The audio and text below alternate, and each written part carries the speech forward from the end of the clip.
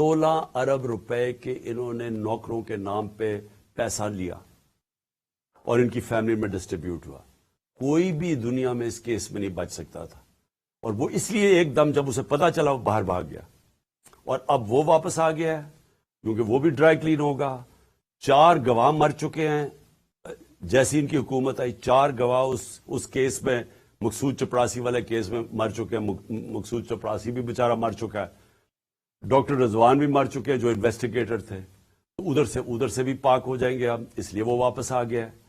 اور جو T T کے کیس ہیں, جو انہوں نے فلودہ والا اور وغیرہ کے نام اور پتہ نہیں چینی والا کے نام پہ جو کبھی پاکستان سے باہر بھی نہیں گئے تھے, انہوں نے ان کے پاسپورٹ لے کے تو اربوں روپیہ ان کے نام پہ پاکستان منگوایا. وہ بھی اب سارے کیسز میں ڈرائی کلین ہو جائے گی کیونکہ نیب کا اپنا اوپر آدمی انہوں نے رکھ دیا ہے. ایف آئی اے کا انہوں نے اپنا دونوں ادارے تباہ کر دیے ہیں صرف اپنے آپ کو بچانے کے لیے. اور باقی ان 2 اداروں کا یہ کام اب ہے کہ کیوں یہ ٹائم چاہتے ہیں. یہ ٹائم اس لیے چاہتے ہیں کہ تحریک انصاف کے اوپر کیسز کیے جائیں, عمران خان کو ڈسکوالیفائی کیا جائے, کیسز ڈھونڈو کسی طرح اس کو ڈسکوالیفائی کیا جائے. اپنا انہوں نے ایک بددیانت دار الیکشن کمشنر بٹھایا ہوا ہے. کبھی کسی ملک کی تاریخ میں ایسا نہیں ہوا کہ وہ ایک آدمی 2.5 سال سے ہمارے خلاف فیصلے کر رہا ہے. ہم 8 دفعہ عدالت میں گئے ہیں اس کے فیصلوں کے خلاف, انہوں نے اوور ٹرن کر دیا, اس کے فیصلے رد کر دیے.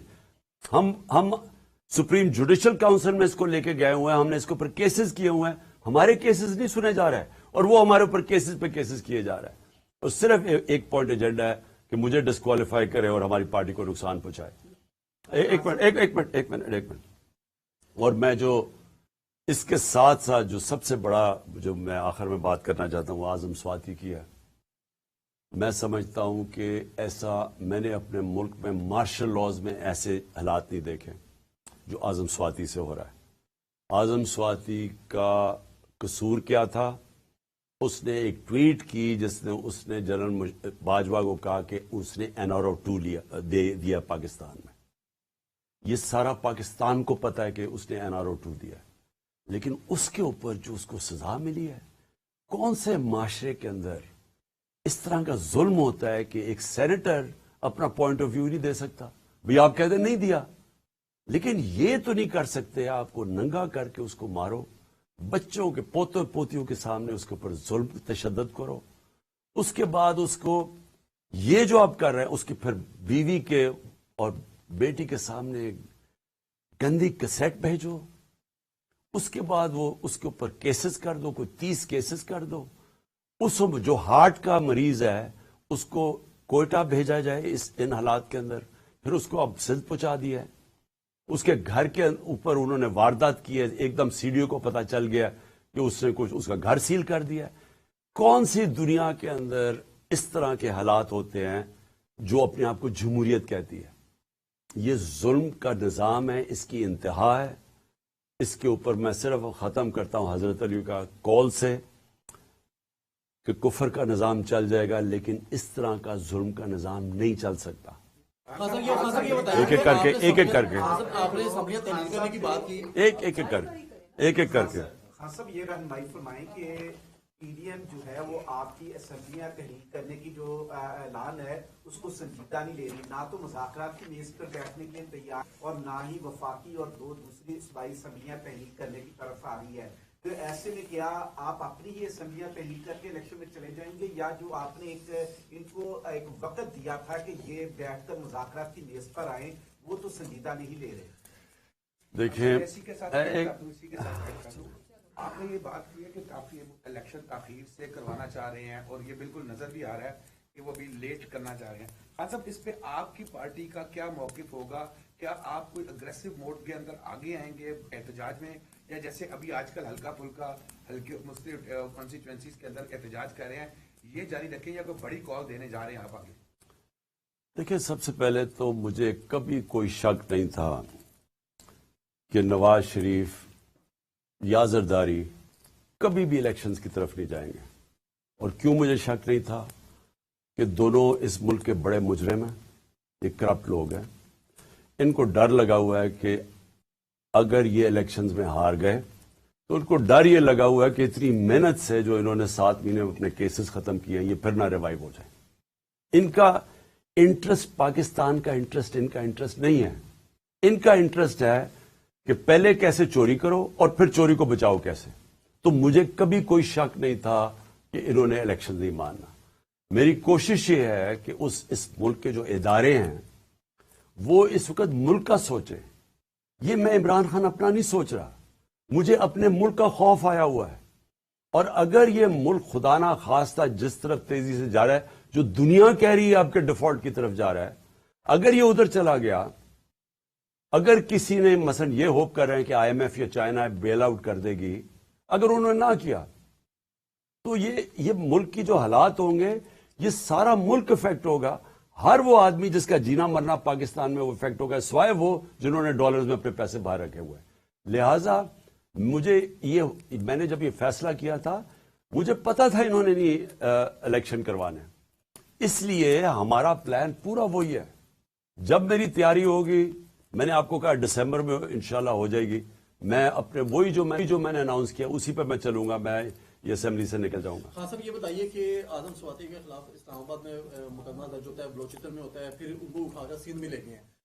شہباز گل کے خلاف مقدمہ درج ہوئے, اس بار تو ان کے خلاف لاہور کے اندر مقدمہ درج کیا گیا جہاں پر پی ٹی آئی اور کافری کی مشترکہ حکومت ہے. ان کے خلاف جو مقدمہ درج اگر کیا, چودھری پرویز لائی اس میں انوالو ہیں یا کوئی اور طاقت انوالو ہے, کون اس میں یہ مقدمہ درج کر رہا ہے؟ دیکھیں میں اس پہ چیک کروں گا کہ یہ جو شہباز گل کے اوپر مقدمہ ہوا اس کے پیچھے کون ہے. ہم دیکھیں امید رکھتے ہیں, میں آج بھی امید یہ رکھتا ہوں کہ ہمارے سے جو ہوا ہے پچھلے 7 مہینے میں, جس طرح کا ظلم ہوا ہے ہمارے ساتھ, کبھی کسی ڈیموکریسی میں تو ہو ہی نہیں سکتا, لیکن کبھی کسی پارٹی کے ساتھ اس طرح کا ظلم تشدد نہیں ہوا جو ہمارے ساتھ ہوا اور جو میڈیا کے ساتھ ہوا.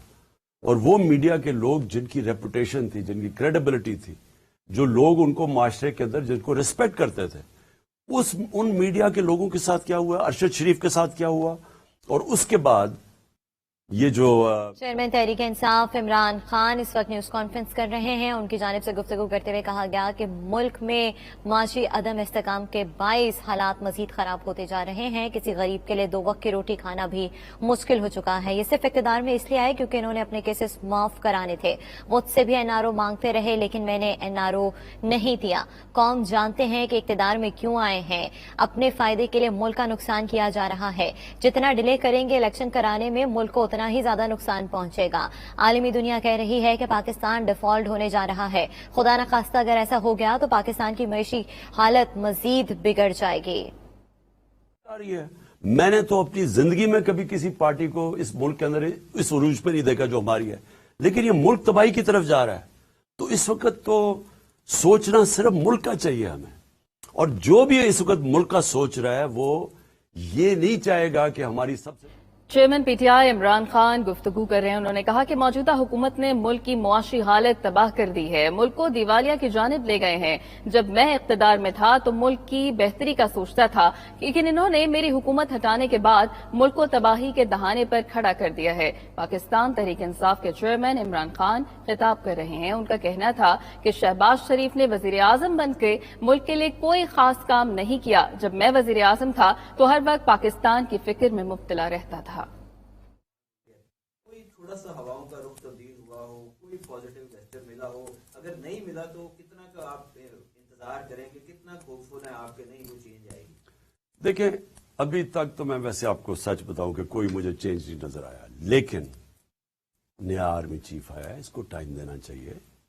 ہم نے اس کی بڑی اچھی چیزیں سنی ہیں, جنرل عاصم کی بڑی تعریفیں سنی ہیں میں نے, حافظ قرآن ہیں, اور میں یہ امید رکھتا ہوں کہ یہ امر بالمعروف پہ چلیں گے. یہ جو ہمارے نبی صلی اللہ علیہ وسلم نے جو کہا تھا کہ قومیں تباہ ہو جاتی ہیں جب ایک بڑے ڈاکوں کو آپ این آر او دے دیں اور چھوٹے چوروں کو آپ جیلوں میں ڈالیں, وہ قومیں تباہ ہو جاتی ہیں. تو ہم تو ان سے امید لگا کے بیٹھے ہوئے ہیں. خان صاحب یہ بتائیے گا کہ کسی بھی ملک کی اکانومی جو ہے وہ کمپوننٹ ہوتی ہے نیشنل سیکیورٹی کا. یہ جو اکانومی کی آپ نے ساری صورتحال بتائی ہے, اس میں آپ نیشنل سیکیورٹی کے جو ادارے ہیں ان سے کیا کردار ایکسپیکٹ کرتے ہیں؟